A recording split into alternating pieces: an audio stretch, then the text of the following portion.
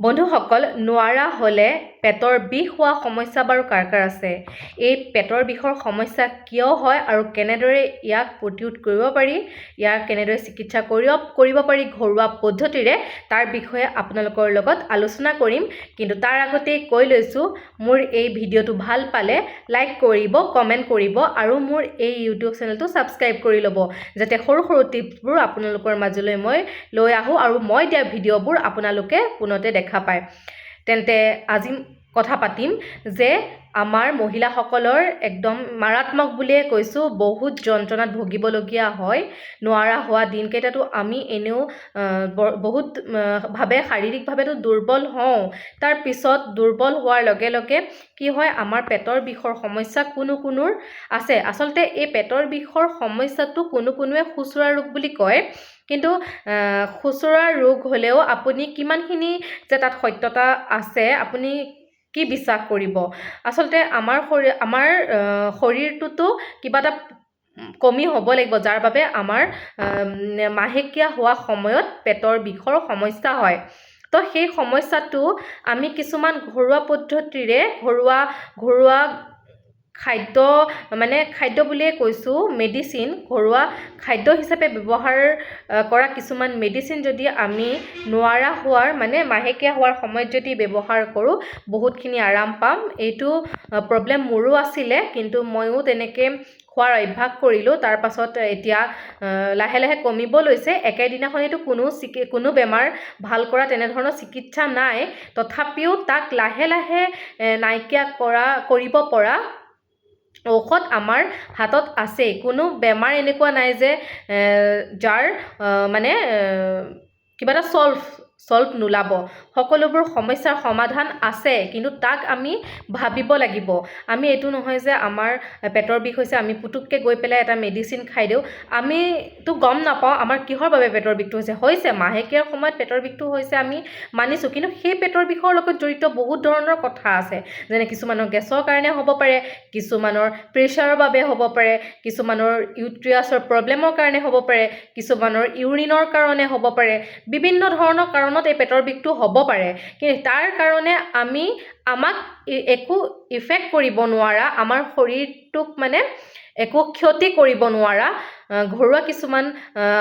ঘৰুৱা কিছুমান বস্তু আমি দৰৱ হিচাপে বনাই খাব পাৰোঁ। তাৰে ভিতৰত মই যদি ক'বলৈ যাওঁ, আমি প্ৰায়ে সকলোৱে চিনি পাওঁ আৰু চবৰে ঘৰত সেইজোপা গছ থাকে। সেইজোপা হৈছে ৰহৰৰ গছ। সকলোৱে চিনি পায়। ৰহৰৰ গছজোপাৰ দুখিলামান পাত যদি আমি ছিঙি আনি তাৰ লগত অকণমান নহৰু, অকণমান আদা, ভালকৈ মিক্সিতটো মাৰিব নোৱাৰোঁ, একদম কম পৰিমাণৰ হয়, কুৱেণ্টিটিটো অকণমান হয়, কাৰণ পাত দুখিলা আৰু কিমানকণো ৰস ওলাব। তো সেইখিনি আমি যদি অকণমান খুন্দনাত থেতেলি পেলাই তাৰ ৰসটো যেতিয়া আমাৰ মাহেকীয়াৰ 3 দিনৰ দিনা গা ধুই পেলাই আমি বাঁহী মুখত 3 দিন যদি খাওঁ, তেন্তে এই পেটৰ বিষৰ পৰা কিন্তু বহুতখিনি আৰাম পায়। আমাক সেইখিনি টাইমকণ আৰামকণ লাগে। এইটো নহয় যে আমি মেডিচিনটো খালোঁ, তাৰ আধা ঘণ্টাৰ পিছত একেবাৰে ভাল হ'ব আৰু নহয় আকৌ নেক্সট আমাৰ যেতিয়া মাহেকীয়া হ'ব সেই প্ৰব্লেমটো, আমাক তেনেকুৱা নালাগে। আমাক লাহে লাহে ভাল কৰাটো লাগে, যাতে একদম চিৰজীৱনৰ কাৰণে এই যোনটো বীজাণুৰ বাবে বা যি ধৰণৰ নহওক, আমি বিশেষকৈ আমাৰ শৰীৰৰ ভিতৰত থকা বেমাৰবিলাকৰ বাবে আমি ইমানখিনি এক্সপিৰিয়েঞ্চ নাই যে শৰীৰৰ ভিতৰত কি বেমাৰ হৈ আছে। শৰীৰৰ বাহিৰত যদি আমাৰ কিবা এটা ঘা ফোৱা হৈছে, আমি তাক চাই চিতি শুকাইছে নে নাই আমি সকলো দৰৱ লগাই ভাল কৰিব পাৰিম, কিন্তু ভিতৰৰ যোনবিলাক বেমাৰ সেইবিলাক আমি ভাল কৰিব নোৱাৰোঁ। তাক আমি ধৈৰ্য ধৰি চাব লাগিব যে আমি বনাই খোৱা মেডিচিনটোৱে আমাক কামত দিছে নে নাই। তাৰ পিছত আমি যেতিয়া তাৰ প্ৰমাণ পাম, তেতিয়া আমি সেইটো ৰেগুলাৰ কণ্টিনিউ কৰিব পাৰিম। তো সেইদৰে এনেকুৱা ধৰণৰ সৰু বুলিয়ে কৈছোঁ, এইটো ইমান ডাঙৰ বেমাৰ নহয়, এইটো সৰু বেমাৰ।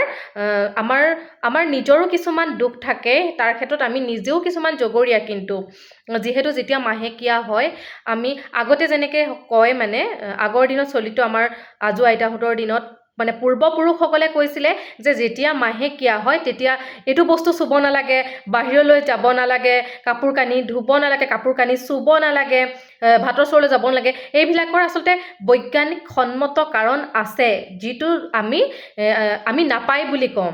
আমি যিহেতু ধৰ্ম নিৰপেক্ষ এখন ৰাষ্ট্ৰৰ লগত জড়িত, আমি ধৰ্মক মানো, সেইবাবে আমি ধৰ্মক মানো কাৰণে আমি নাপায় শব্দটো বহুতকৈ ব্যৱহাৰ কৰোঁ। কিন্তু নাপায় আঁৰত কিছুমান বৈজ্ঞানিক দৃষ্টিভংগী আছে, কাৰণ আধাখিনি যদি আমি ধৰ্মক মানিছোঁ, আধাখিনি আকৌ আমি বৈজ্ঞানিক যুগত মানে বৈজ্ঞানিকৰ লগত খাপ খোৱাকৈ চলিবলৈও আমি বাধ্য, যান্ত্ৰিকতাৰ যুগ।